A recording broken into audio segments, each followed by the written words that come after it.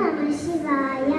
ഞാനിന്നിവിടെ പറയാൻ പോകുന്ന കഥയുടെ പേരാണ് സ്നേഹം. പണ്ടൊരു നാട്ടിൽ ഒരു കർഷകനും ഒരു ഭാര്യയും ജീവിച്ചത്. ഒരു ദിവസം കർഷകൻ ഭക്ഷണം തിന്നാനായി വീട്ടിലേക്ക് വന്നു.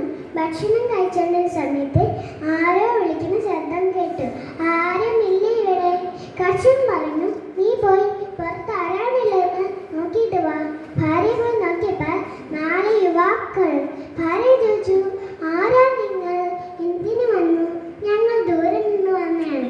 ഞങ്ങളുടെ പേരാണ് സ്നേഹം, സമാധാനം, ഐശ്വര്യം, ധനം. ഞങ്ങൾക്ക് താമസിക്കാൻ ഒരു സ്ഥലം വേണം, കൂടെ നല്ല ഭക്ഷണം. പക്ഷേ നമ്മൾ ഒരാളിനെ മാത്രം വിളിക്കാൻ പാടുള്ളൂ. ഭാര്യ പോയി കർഷകൻ എല്ലാ കാര്യങ്ങളും പറഞ്ഞു.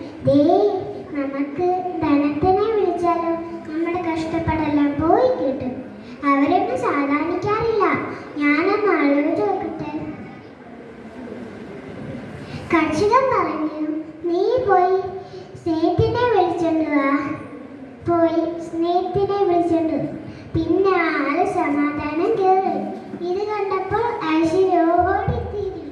ധനം